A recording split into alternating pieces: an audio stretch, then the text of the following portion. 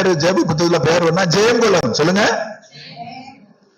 இயேசு கிறிஸ்து மரிச்சது உண்மைதான், அவர் நமக்காக பாடுகளை ஏற்றுக்கொண்டது உண்மைதான், அவர் உயிரோடு எழும்பினது உண்மைதான். அதை விசுவாசிச்சு என்னைக்கோ அன்னைக்கு ஜீவ புத்தகத்துல பேர் எழுதிட்டாரு. பேர் இப்ப இருக்குதா நீங்க யோசிச்சு பார்த்துட்டு போன இன்னைக்கு அந்த பேர் அங்க இருக்குதா? எப்போ ரெஜிஸ்டர்னு பேர் எடுத்துறாருன்னா ஜெயம் கொள்ளுகிறவன் எவனும். நமக்கு வரக்கூடிய பாடுகள், பிரச்சனைகள், வியாதிகள், போராட்டங்கள் இவற்றையெல்லாம் நீங்க ஜெயிக்கணும்.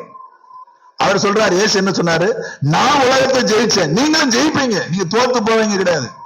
வாழ்க்கையை ஜெயிப்பீங்க, உலகத்தை ஜெயிப்பீங்க, எல்லாத்தையும் ஜெயிப்பீங்க. நான் ஜெயிச்சிருக்கேன். நீங்க சொல்லலாம், இயேசு மரணத்தை ஜெயித்திருக்கிறார், மரணம் ஜெயமா விழுங்கப்பட்டது அப்படின்னு நீங்க ஜெயிப்பீங்க. அப்படி ஜெயிச்சு போறவனுடைய பேர் எங்க இருக்குன்னா அந்த ஜீவ புத்தகத்துல கண்டினியூ ஆகும். பரீட்சை எப்படி இருக்குன்னு கேட்கலாம். ஐயா பரீட்சை எப்படி இருக்குன்னா அவனவனுடைய ஆவிக்குரிய ஸ்டாண்டர்டு தக்கன. இப்பதான் புதுசா வராங்க, அவங்க இப்பதான் வந்திருக்கிறாங்க, அவங்க நிலவரத்துக்காக ஒரு சின்ன பரீட்சை இருக்கும். நாங்க 10 வருஷமா வந்துட்டு இருக்கோம்னா 10 வருஷம் ஒரே பரீட்சை எழுதுறோம்னா பாஸ் ஆகலன்னு அர்த்தம். பாஸ் ஆகிற வரைக்கும் 1ஆம் கிளாஸ் பாஸ் ஆனா தானே ப்ரொமோட் ஆகி 2ஆம் கிளாஸ் போவாங்க. 5ஆம் கிளாஸ் பாஸ் ஆனா தானே 6ஆம் கிளாஸ் போக முடியும். 5ஆம் கிளாஸ் பரீட்சைக்குள்ள கொஸ்டின் பேப்பரை போய் 1ஆம் கிளாஸ் பாடத்தை கொடுக்க மாட்டாரு. இவங்க நினைச்சிட்டு இருக்காங்க எங்களுக்கெல்லாம் இந்த கஷ்டமா இருக்கு.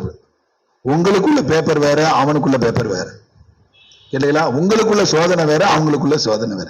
நீங்க ஜெயிச்சுட்டே வந்தீங்கன்னா ஜீவ புத்தகத்துல பேர் எழுதப்படும், மரணத்துக்கு நீங்களா ஆயிருவீங்க. ஆமென். கேட்டீங்களா? 2ஆம் மரணம் ரொம்ப பொல்லாத மரணம்.